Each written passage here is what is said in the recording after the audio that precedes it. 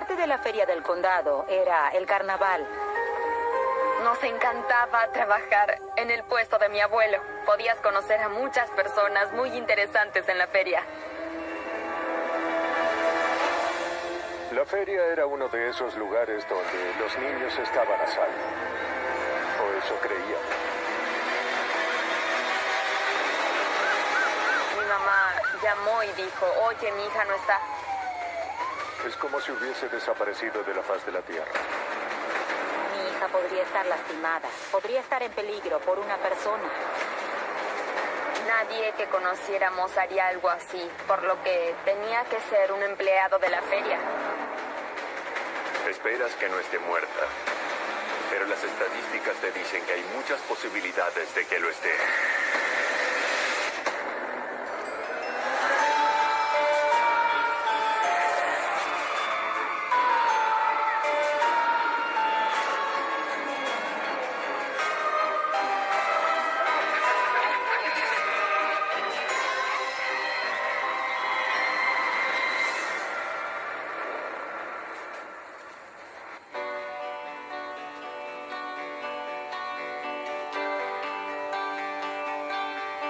Mi primer matrimonio fue con Tim Lamb y tuvimos 2 hijas, Jessica y Christy, con 2 años de diferencia.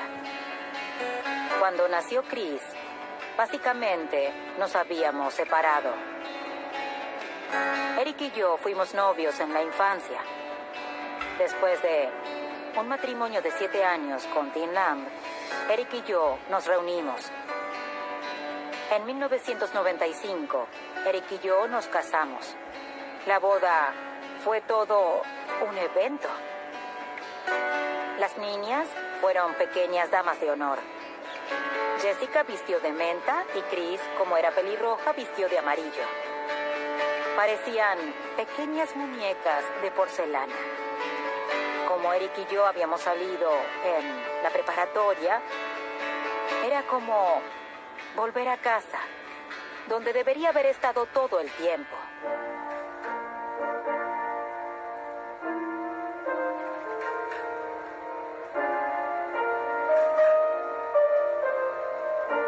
Cuando Laura caminó hacia el altar, su cabello era perfecto, absolutamente hermoso. ¿Ser su leal y fiel esposo por toda la vida? Acepto.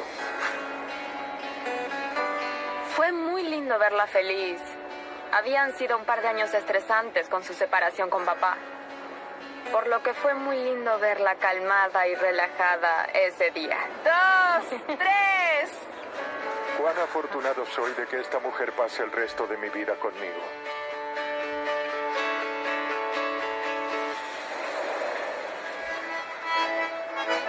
En Wyoming todos los condados tienen una feria. Y en el condado de Park, la feria era un gran evento.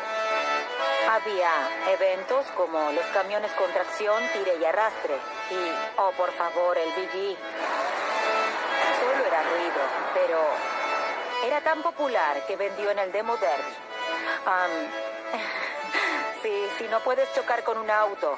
No es la feria del condado, supongo.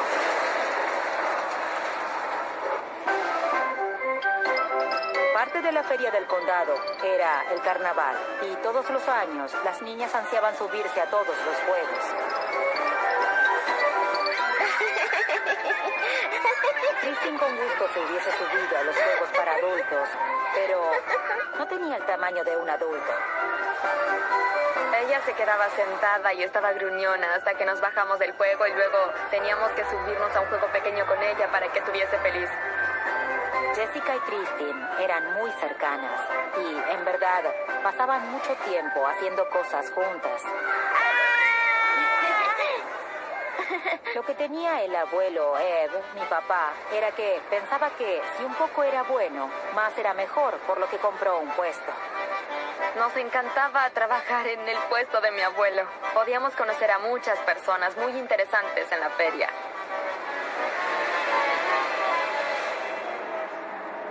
La feria es uno de esos lugares donde los niños andan solos. En Powell todos conocían a todos los que asistían a este evento. Los niños estaban a salvo, o eso creíamos.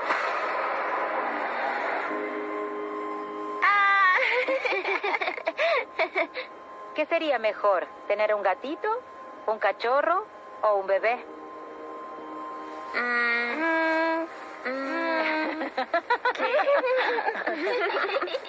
Eric y yo pensamos que sería una forma divertida de decirle a Jessica y a Chris que íbamos a tener otro bebé en la familia. Jessica, Me gustan los tres, mamá. ¿Qué tiene mejor un gatito y un cachorro? Pero recuerdo que no salió como esperábamos. Me gusta la idea del gatito y el cachorro. Y por supuesto queríamos un animal. ¿Gatito o cachorro? Gatito, cachorro. ¿Quieres un cachorro o un gatito? Cuando les dijimos que íbamos a tener un bebé, Chris quería un hermano, Jessica quería una hermana. Niño. Una niña. Niño. Niña. Niño. Una de ellas decía algo o hacía algo divertido y la otra empezaba desde ahí. Y me encantaba el hecho de que tuviesen eso entre ellas. Cuando nació Carrie, no les importó no tener un gatito o un cachorro, tenían una hermanita.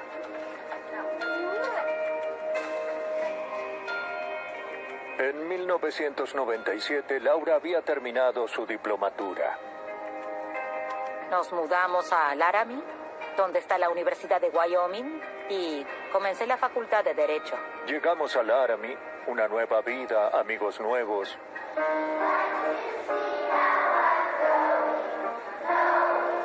Interesándose por cosas nuevas, Jessica se unió al coro. A Chris no le llevó mucho tiempo encajar.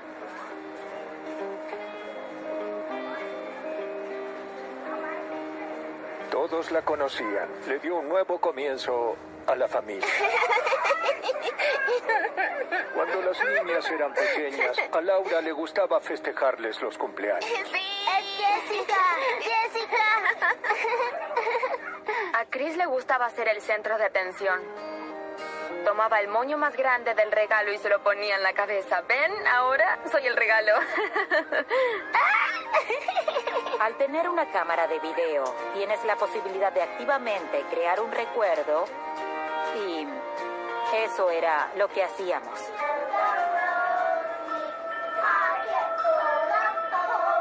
Al mirar los videos, ahora es doloroso ver los buenos tiempos, pero al mismo tiempo es fantástico recordar que hubo buenos tiempos. No todo fue siempre serio y deprimente.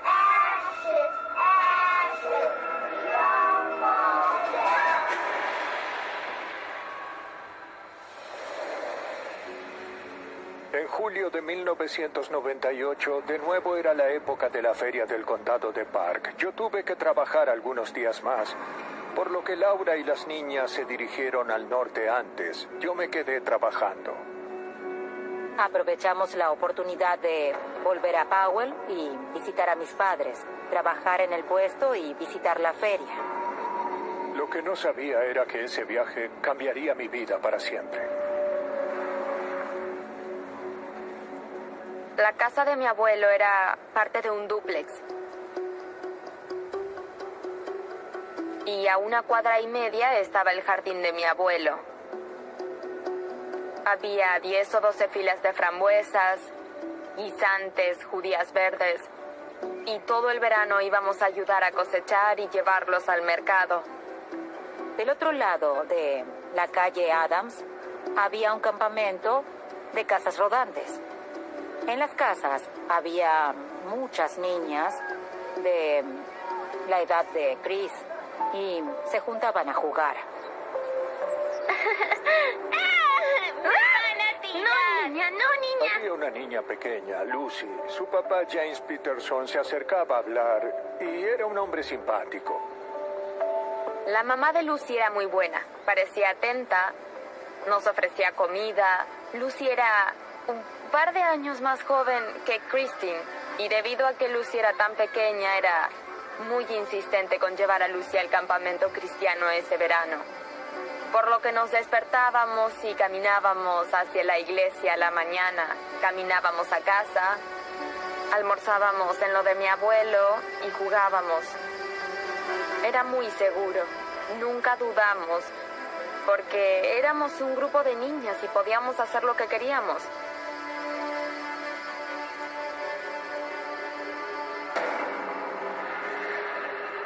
El 19 de julio estábamos en el sótano de mi papá. Estábamos terminando algunos de los proyectos de la feria de las niñas. En un momento, mi papá alza la vista y se da cuenta de que oscureció y de que el agua ha estado mucho tiempo abierta en el jardín. Y mi abuelo dijo, oigan, antes de irse a dormir, necesito que cierren el agua. Yo le dije no, por lo que le di la linterna a Chris y dije, o vamos juntas o vas sola y lo haces tú misma. Por lo que se ofreció a ir sola. Yo le dije, está bien, toma mi monopatín.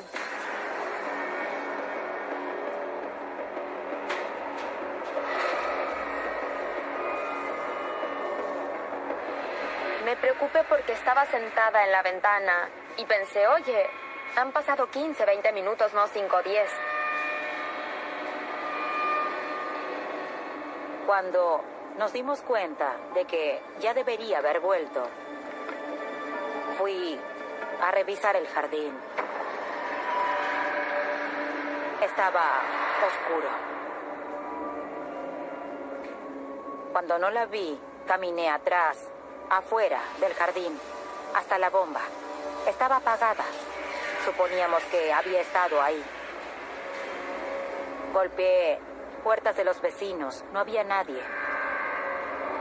Golpeé la puerta de Lucy. Tampoco hubo respuesta.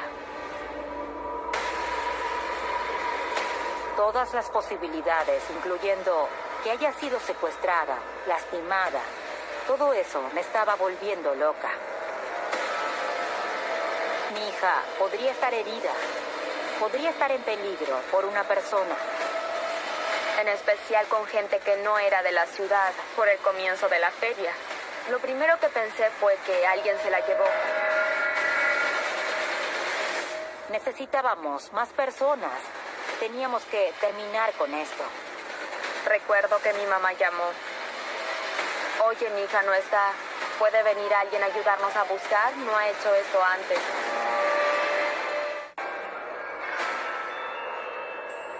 Cuando recibí la llamada de que Chris desapareció, pensé, tengo que ir. No tenía idea de lo que sucedía. El miedo, la frustración, el no saber, sentir que algo no está bien. Sin duda había muchas más personas en el pueblo cuando llegó la feria. Solo estaba a 1,5 cuadras y nos advirtieron de los empleados.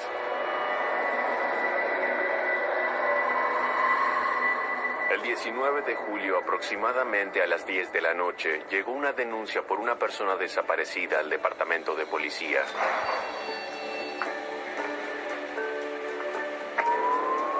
Cuando llegaron los oficiales, hablaron con la mamá, Laura. Nos describieron a Christine como una niña de 8 años, de 1,20 m, pelirroja, con pantalones azules con rayas verticales blancas. Mi nivel de ansiedad comenzaba a aumentar. Comencé a agitarme. Sin duda describiría un niño desaparecido la pesadilla de esta madre. Hay muchos peligros en el mundo. El área en el que estaba Christine cuando desapareció era un vecindario residencial cerca de un área industrial. Se alejó hacia la feria del condado. Se fue a la casa de un amigo y no le avisó a nadie o solamente escapó. O quizás se cayó en los canales. Era algo más serio, como un comportamiento criminal. No se podía descartar ninguna posibilidad. Lo primero que hicimos fue llamar a rescate y socorro. Fuimos puerta a puerta en un radio alrededor de la residencia de los abuelos. Y les pedimos a las personas que busquen en sus hogares y todos cooperaron mucho. Lucy, su papá y su mamá salieron, escucharon la conmoción. Aproximadamente la mitad del campamento de casas rodantes salió y se preguntaban qué había sucedido. Cuando Christine fue al jardín y apagó el agua, no caminó, tenía un monopatín. Era rojo, tenía ruedas blancas. El monopatín no estaba en la casa, el monopatín no estaba en el jardín, no lo encontrábamos en ningún lugar.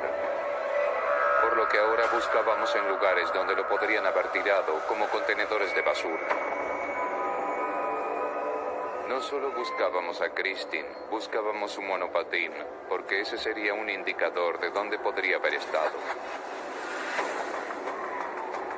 Teníamos detectives de agencias locales, detectives en jefe, teníamos agentes del FBI. Estábamos intentando encontrar a Christine sana y salva para llevarla a su casa.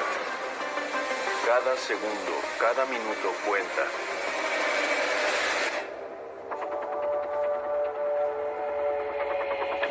Los perros de búsqueda habían olido el rastro en el jardín.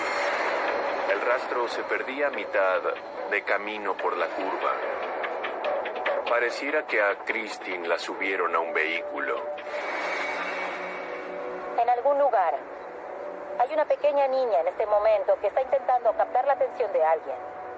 Y donde sea que esté, es nuestro trabajo asegurarnos de que las personas que estén ahí sepan que ella está intentando captar su atención. Mark volvió a la escena y en la calle, en el asfalto, se podía ver una marca de presión de una llanta que indicaba que un auto giró allí. Un oficial interrogó a un vecino que escuchó a un vehículo acelerar alejándose del área donde vivía Christine. Un vecino cree haber visto a alguien que se la llevó. Dice que un Camaro rojo opaco pasó por ese lugar 8 veces ese día. Pasó por la calle conduciendo lento como un caracol. No conducía a la velocidad normal de todos los del vecindario. Fue aproximadamente a la misma hora en la que Christine desapareció. Sé que hubo cortes en las carreteras, puestos de control, etcétera, donde se controlaban los vehículos. Se controlaba mucho a los empleados del carnaval porque son temporales. Nadie que conocieras de la iglesia o de los juegos haría algo así. Por lo que tenía que ser un empleado de la feria o uno de estos visitantes. La mayoría de los adultos te advertía sobre ellos. A veces eran exconvictos y los juegos eran una estafa, así que tenías que tener cuidado. Recuerdo al menos a algunos miembros de la familia. Mi abuelo, mi mamá, caminábamos por el carnaval intentando ver qué sucedía con los empleados. Preguntándoles, oye, ¿has visto a una niña? Un caso de una persona desaparecida es un poco más desafiante. Esperas que no esté muerta, pero las estadísticas te dicen que hay muchas posibilidades de que lo esté.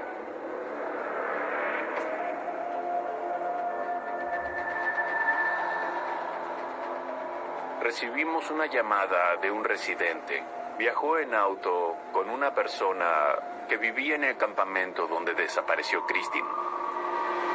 Cuando estaban yendo al trabajo una vez, había unos niños en la parada del autobús escolar, unas niñas, y esta persona dijo que no le importaría que una de esas niñas se sentara en su regazo. Como alguien que vivía en el área, lo considerábamos en particular un sospechoso. Así que fuimos a la casa rodante de esta persona. Le hablamos sobre la información que teníamos y la negó. Nos dejó revisar su casa y no encontramos nada significante. Uno de los perros estaba entrenado para búsquedas de cadáveres. Entramos a ese perro y el perro revisó la casa. El perro entró a un cuarto de huéspedes e hizo lo que el entrenador llama vuelta de la muerte en la alfombra. Giran donde hubo un cadáver. Se dan cuenta de si un cuerpo ha estado ahí. Obviamente, eso captó nuestra atención.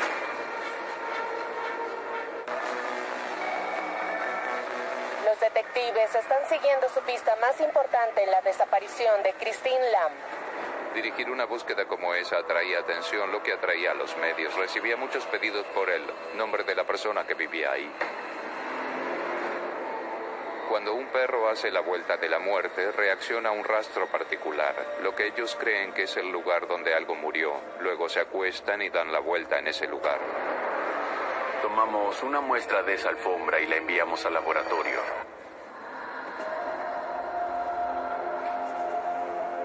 Sé que mi papá sentía culpa por ser el que le pidió que vaya al jardín.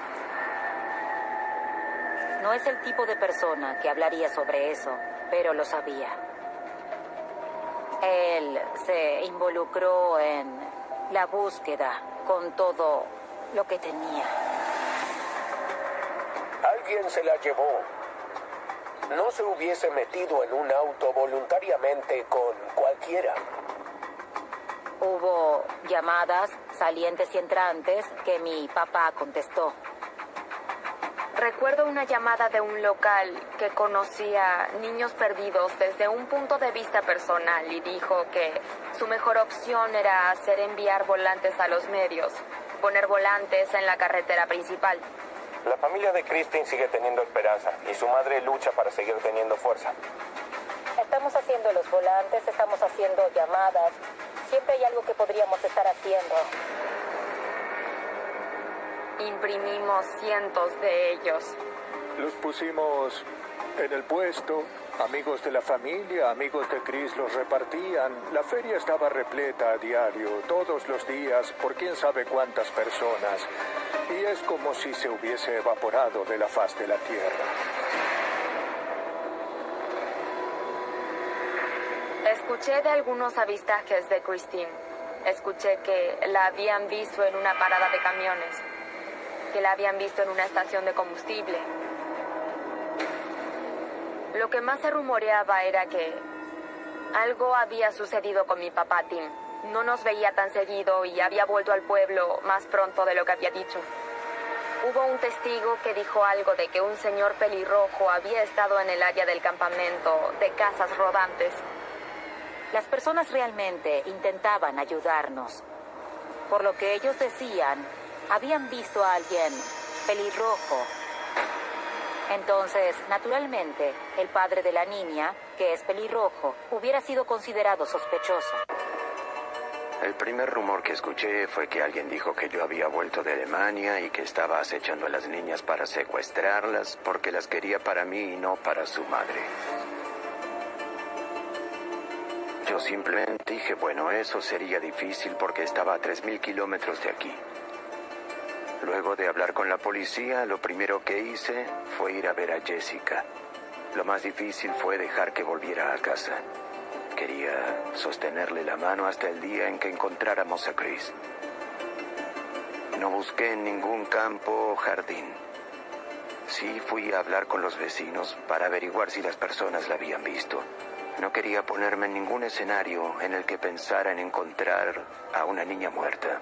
Probablemente hubiese tenido un paro cardíaco y hubiera muerto.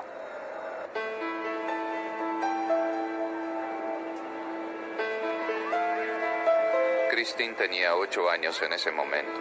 El responsable probablemente fue un miembro de la familia o alguien muy cercano a la familia. Y después de eso es lo que se conoce como secuestro de extraños. Tenemos que tener todo eso en cuenta, no hay que tomar nada por sentado. Así que nuestra prioridad fue el padrastro. En ese momento no estaba en Powell. Podría haber venido al pueblo, cometer el crimen e irse sin que nadie lo sepa. Eric falló al polígrafo. Obviamente eso aumentó nuestras sospechas. Teníamos que encontrar el motivo.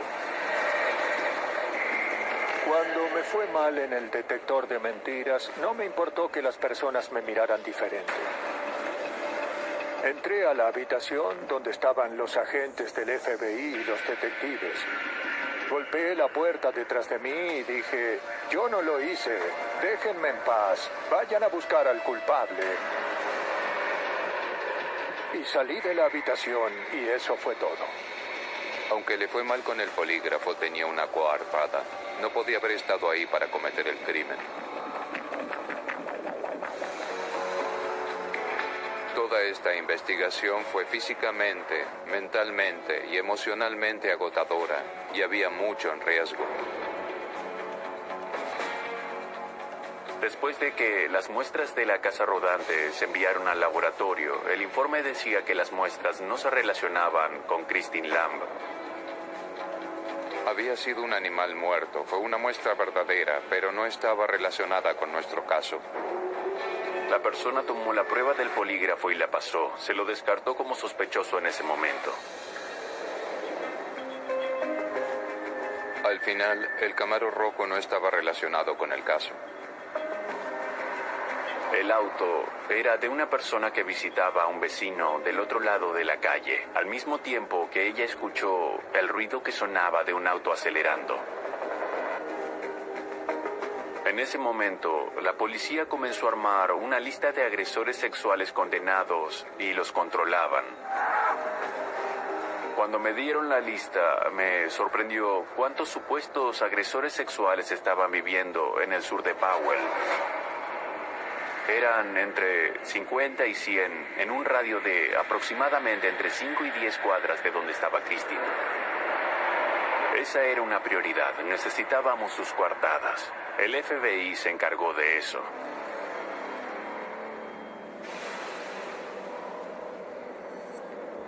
Recibimos una pista de un visitante de la feria del condado de Park. Vieron a una niña con un monopatín rojo. Cualquier pista que indicara que alguien posiblemente vio a alguien que encaje con la descripción de Christine sería seguida. Haríamos lo que pudiésemos para eliminar esa pista. Y inmediatamente fuimos ahí e intentamos localizar a la niña. Había un sentimiento de urgencia que aumentaba con lo que descubría.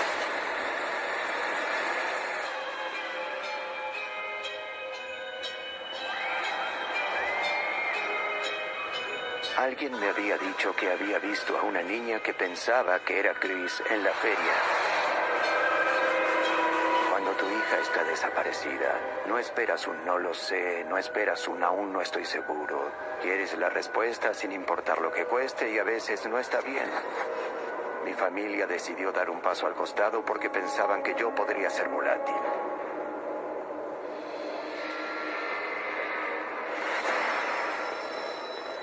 El carnaval atraía a trabajadores que son más temporales. Aceptaban un trabajo en el carnaval y luego se iban. Muchas veces son jóvenes y solteros, muchas veces están involucrados en crímenes, muchas veces se involucran en abuso de drogas y alcohol, peleas y desorden público. Cuando se relaciona una víctima que tiene algunas similitudes con una persona desaparecida, eso sin duda atrae tu atención.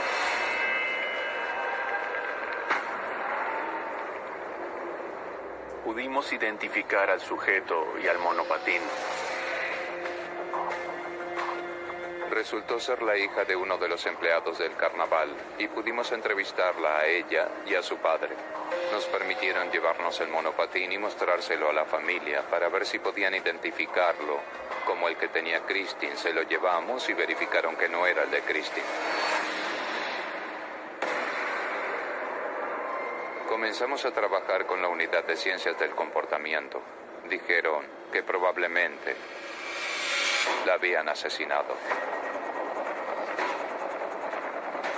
Toda la información de la investigación nos indicaba que probablemente el sospechoso fuese un hombre de entre 20 y 30 años.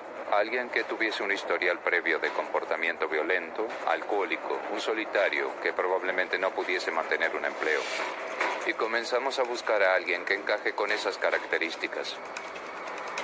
Cuando estaba revisando la lista de agresores sexuales, noté que había una persona en particular que no aparecía en la lista y que yo sabía que había cometido delitos sexuales previos. Había personas que habían sido condenadas por crímenes sexuales como juveniles que no estaban en el registro. La persona que agregué a la lista era un vecino que vivía del otro lado de la calle de la casa del abuelo de Christine, en el campamento de casas. Estaba en el área la noche en que Christine desapareció y podría haberla secuestrado.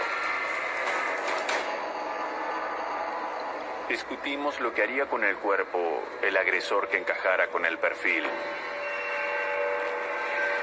No encontramos el cuerpo en ningún lugar cercano a donde desapareció. Los otros 2 lugares probables podrían haber sido el canal de irrigación o los contenedores de basura. La persona que cometería este tipo de crimen no llevaría el cuerpo 2 cuadras por un área industrial abierta para ponerlo en el canal, sino que lo escondería en algún lugar cercano. Quizás lo arrojaría en un contenedor de basura. Y con esa información, decidimos continuar la investigación hacia el basural del condado de Park, para ver si Christine o el monopatín estaban en el basural. El 2 de agosto armamos un equipo para revisar el basural. El basural para Powell y las áreas cercanas se encuentra aproximadamente a 8 kilómetros al este de la casa del abuelo de Christine. Hablé con el operador de la cargadora del basural, quien llevaba la basura desde los camiones, y él recordaba dónde el camión del lado sur del pueblo había dejado la basura el día siguiente.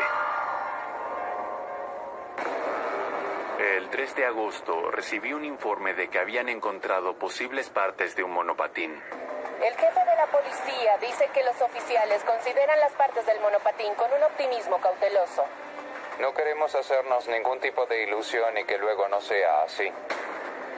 Me mostraron partes de un monopatín. Parecía que lo habían desarmado y juntamos la mayor cantidad posible de partes que pudimos encontrar y se la llevamos a la familia y ellos identificaron el monopatín como el monopatín de la niña.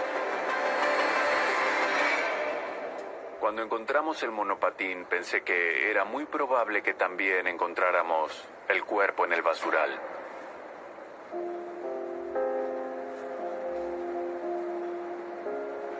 Cuando me di cuenta de que estar en la casa de mis padres era una distracción para la investigación, me fui y me quedé con Lee y Marsha Fabian fuera del pueblo. Lee me contó una historia en la que las niñas habían estado afuera jugando en un trampolín gigante. Cuando hacemos así, hacemos así. Jessica, Chris y Beth Ann pretendían que los aspersores industriales eran chicos malos intentando atraparlas y saltaban cuando el aspersor se acercaba al trampolín y decían: ¡Ah! ¡No me atrapaste! ¡Ah! ¡Me atrapaste! Chris dijo: los chicos malos no pueden atraparme de verdad, porque cuando me caigo, me vuelvo a levantar.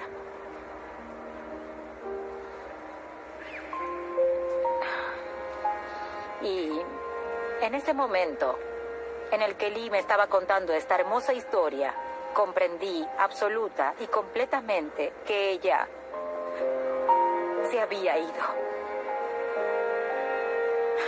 Escuché las palabras muy claramente. Su misión había terminado.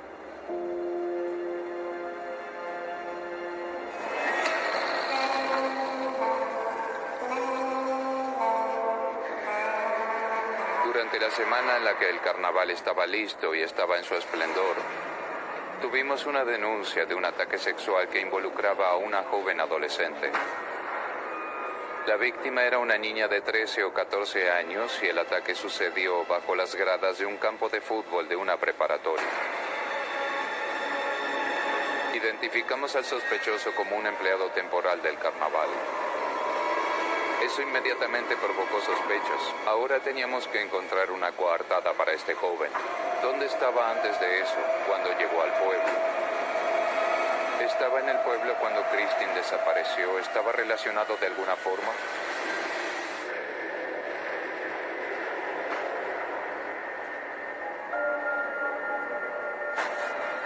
Siguen puestos los volantes con el rostro de Christine Lamb luego de su desaparición.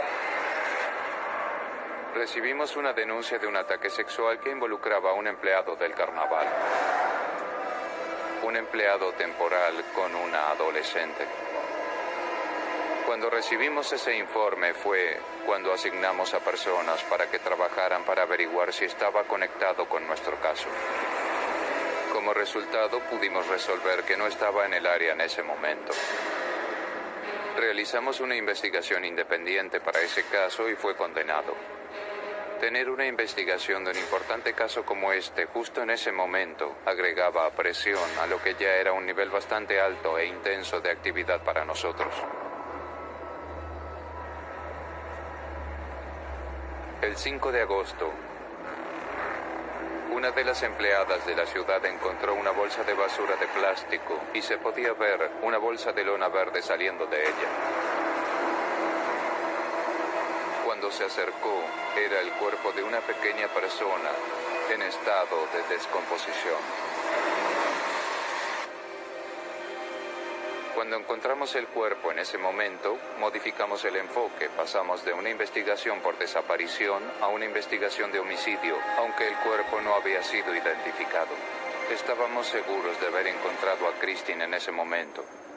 Había sido asesinada. Habían desechado su cuerpo.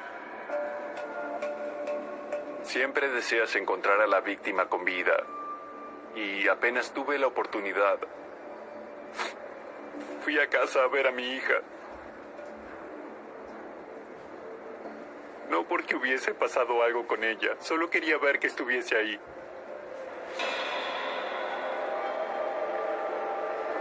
Conduje hasta nuestra casa.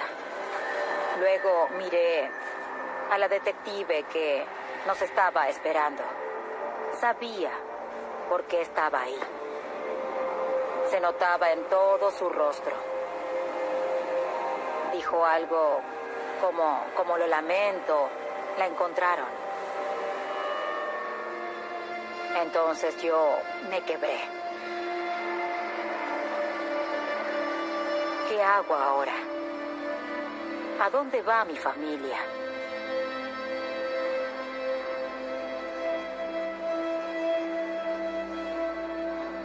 Cuando recibí la llamada, lo primero que sentí, por supuesto, fue miedo absoluto y lo segundo, como padre, fue culpa por no haber estado ahí para protegerla. Lo que suceda sigue siendo mi culpa.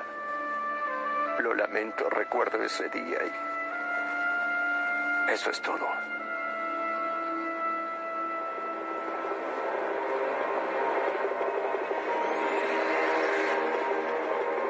Ahora, nuestra prioridad era identificar un sospechoso. El jefe Feathers sugirió que el sujeto que agregué a la lista de agresores sexuales debía ser el más vigilado. James Peterson era un joven de unos 20 y pico de años. Era desempleado, bebía mucho y estaba divorciado. Por lo que iba a la casa de su exmujer,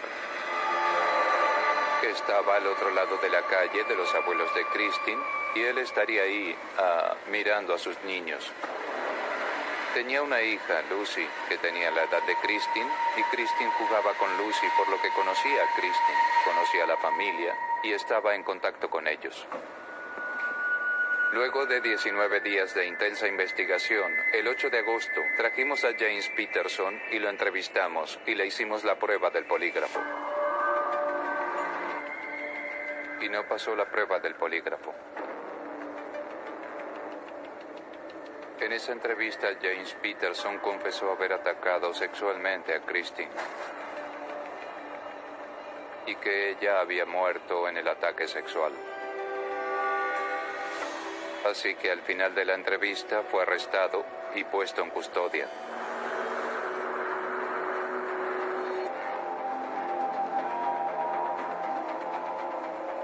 Condujimos hasta el frente de la casa de mis padres. Miré del otro lado de la calle, donde estaba la casa rodante donde vivía Peterson. Y lo primero que noté es que en la ventana de la habitación delantera de cara a la carretera había un volante. Estaba tan enojada. Me puse al rojo vivo en un solo segundo. Dije, ¿quién es Exactamente, y solamente el tiempo que me lleve entrar a la casa, abrir el armario y buscar la escopeta de mi padre para sacar ese volante de esa ventana, o lo sacaré por ti. Y para cuando volví, lo había sacado.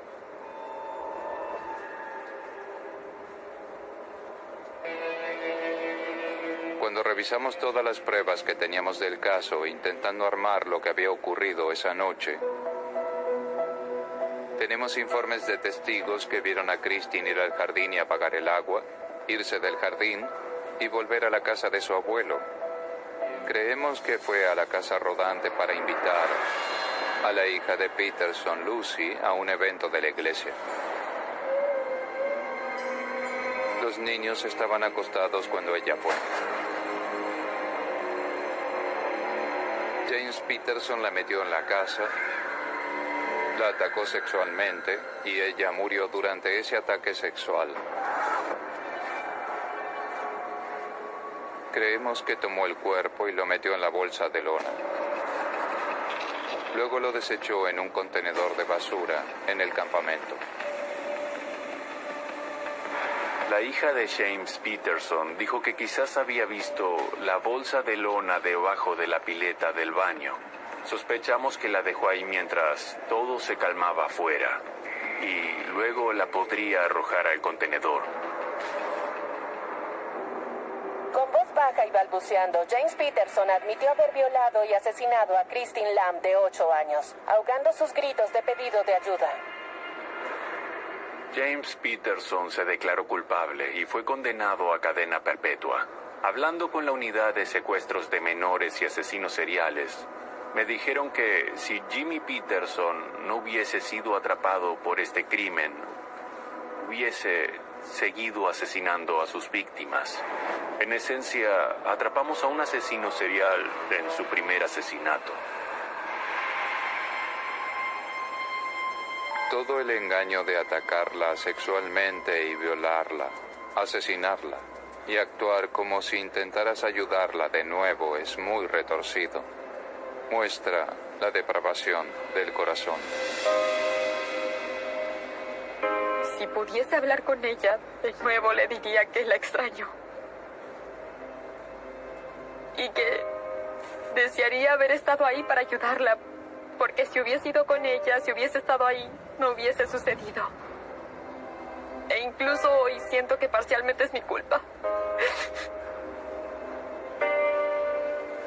Cada vez que me despierto, espero que siga siendo una pesadilla.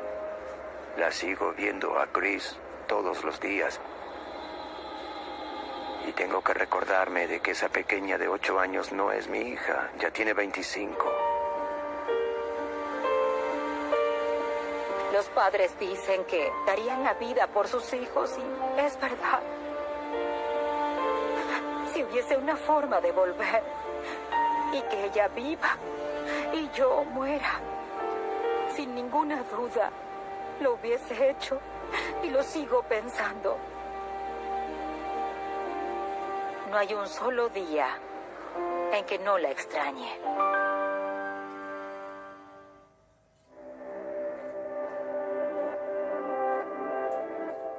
Para ser exitoso como empresario, no tenía el instinto asesino. Los aliados de Elisha Gray no se rendirán sin pelear. Bell tiene la patente, pero aún no ha creado un teléfono funcional.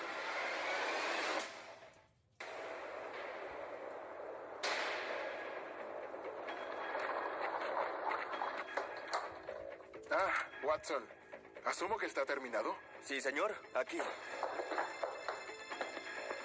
Alexander Graham Bell recibe la patente por su teléfono en 1876, pero aún debe crear un prototipo funcional y se siente presionado para trabajar rápido.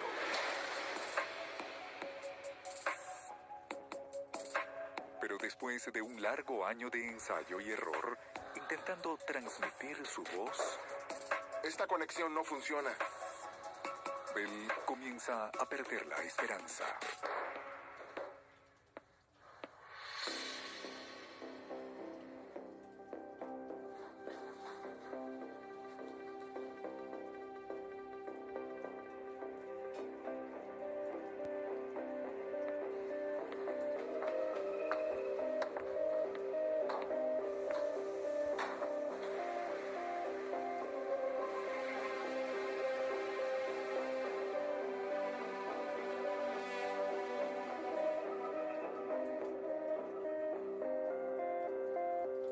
Watson, venga aquí.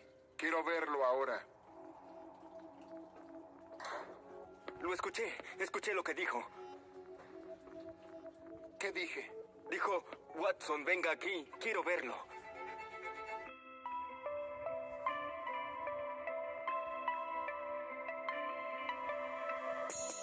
Woke up at a late time, where we going?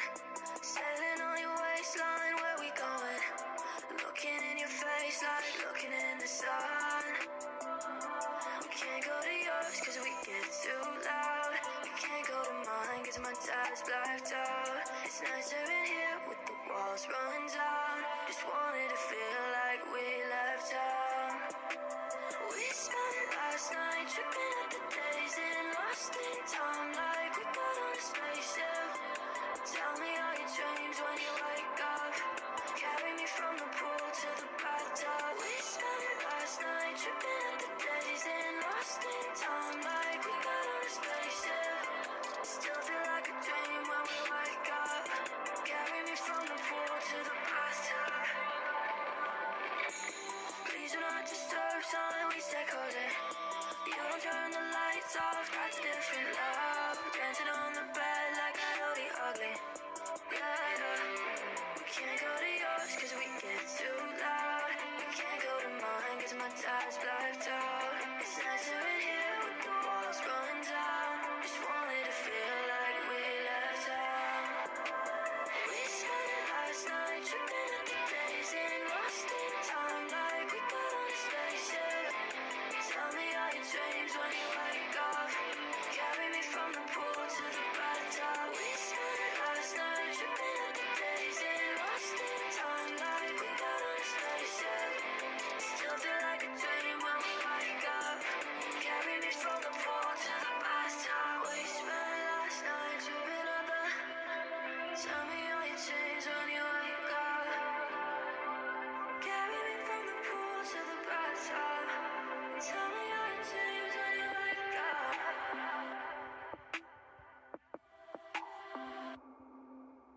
We spent last night tripping at the days and lost in time like we got on a spaceship.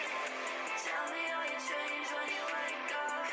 Carry me from the pool to the bathtub. We spent last night tripping at the days and lost in time like we got on a spaceship. Still feel like a dream when we wake up. Carry me from the pool to the bathtub. Las obscenas por vender estos bonos. Alto, tú eres un banco. Trabajas para un banco, apuesto que tus márgenes son bastante jugosos. No vamos a hablar de mis márgenes. Por cierto, que son jugosos. Linda camisa. ¿La hacen para hombre? ¿No eres un banco? Trabajo para el banco. No pienso como un banco. Grande o pequeño, me gusta hacer dinero. ¿De acuerdo? Lo voy a poner de esta manera. Están frente a una casa en llamas. Y yo les ofrezco un seguro contra incendios. ¿Cómo pueden ser tan malos esos bonos subyacentes? No sería legal. Nadie sabe qué hay en ellos. Nadie sabe qué hay en los bonos. He visto algunos que son 65% triple A. Y estoy muy seguro de que están llenos con 95% de basura de alto riesgo, con FICOs de menos de 550. Eso no es posible. ¿Quieren que los deje boquiabiertos? Cuando hay un bono muy riesgoso a la compra, ¿qué creen que hacemos? Adivinen. No sé, tú dime. ¿De acuerdo? ¿Creen que lo dejamos en los libros? No. Solo lo ponemos con un montón de mierda que tampoco se vendió y lo ponemos en un CDO. ¿CDO? Sí, un CDO. ¿Qué es eso? Es cuando tomamos un montón de Bs, Ws y triple Bs que no vendimos y las apilamos. Y cuando apilamos suficientes, el conjunto de pronto se considera diversificado. Y los cínicos de la agencia de calificación le dan un grado triple A de 93%, sin hacer preguntas. Espera, repite eso. Obligación de deuda garantizada. Es importante entenderla porque hizo que una crisis inmobiliaria se volviera un desastre económico nacional. Aquí está el famoso chef Anthony Bourdain para explicarlo. Muy bien, soy un chef una tarde de domingo preparando el menú de un gran restaurante. Ordené mi pescado el viernes, que es el bono que Michael Burry vendió en corto. Pero parte del pescado no se vende. No sé por qué, tal vez se descubrió que el fletán es tan inteligente como un delfín. ¿Y qué voy a hacer? ¿Tirar todo el pescado que no vendí, que es el nivel triple B del fondo, a la basura y aceptar mi pérdida? Ni hablar. Siendo el ingenioso y moralmente oneroso chef que soy, los niveles más bajos del fondo que no vendí, los pongo en un estofado de mariscos, ¿ven? No es pescado rancio. Es un platillo nuevo. Y lo mejor es que comerán pescado de hace 3 días. Eso es un CDO.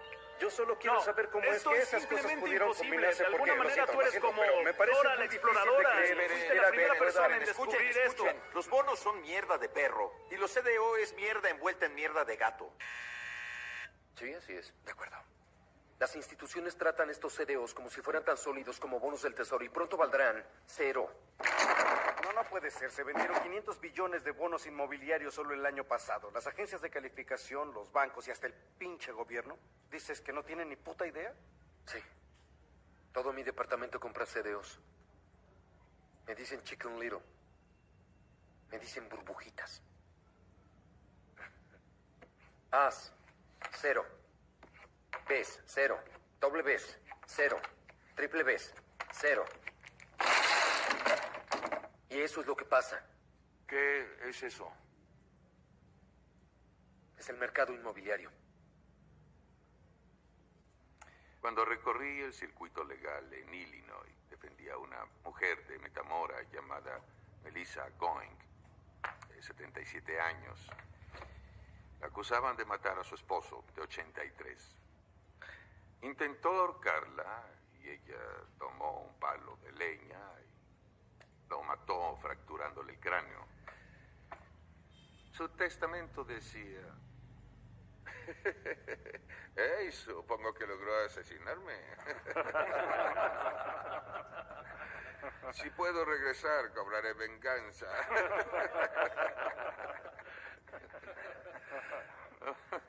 Finalmente no la condenaron, conocían al esposo. Le pregunté al fiscal del caso si podía tener una conversación con mi clienta. Y ella y yo fuimos a una sala del tribunal, pero solamente yo salí. La ventana de la sala estaba abierta y se sospechaba que la mujer salió por ahí. Le dije al oficial que antes de que yo saliera me preguntó dónde podía conseguir agua y le dije que en Tennessee. La señora Goings no volvió a verse en Metamora. Ese día se hizo justicia. Incluso la Vale condonó su fianza. Temo que no entiendo. Me di cuenta de que la Constitución da poderes bélicos. Y nadie sabe exactamente qué poderes da. Muchos dicen que no existen, no lo sé. Decidí que los necesitaba para cumplir mi juramento de proteger la Constitución. Lo que implicaba que podía quitarles los esclavos a los rebeldes como propiedad confiscada en la guerra. Eso podría interpretarse como que concuerdo con los rebeldes en cuanto a que los esclavos son objetos, pero no es así. Eso jamás. Quiero que todo el mundo sea libre y si decir que un hombre es un objeto o contrabando, lo vi como una oportunidad. Aquí es donde todo se complica. Uso la ley para apoderarme de propiedad en una guerra sabiendo que solo aplica a propiedades de gobiernos y ciudadanos de países en guerra. El sur no es una nación. Por eso no puedo negociar con ellos. Si en efecto los negros son propiedad según la ley, tengo derecho de embargar propiedad de los rebeldes si digo que solo son rebeldes y no ciudadanos de un país en guerra. Y lo peor de todo es que afirmo que los estados sureños no están en rebelión, sino los rebeldes que viven en esos estados, estados cuyas leyes siguen vigentes. Estados cuyas leyes siguen vigentes. Eso implica que si la ley de un estado determina que un negro puede venderse como esclavo, como propiedad, el gobierno federal no tiene injerencia, al menos aún no. Los negros de esos estados son esclavos, son propiedad, y mis poderes me permiten confiscarlos como tal, así que los confisqué. Pero si respeto las leyes estatales, ¿cómo podía liberarlos con mi proclamación como lo hice? Solo invalidando sus leyes.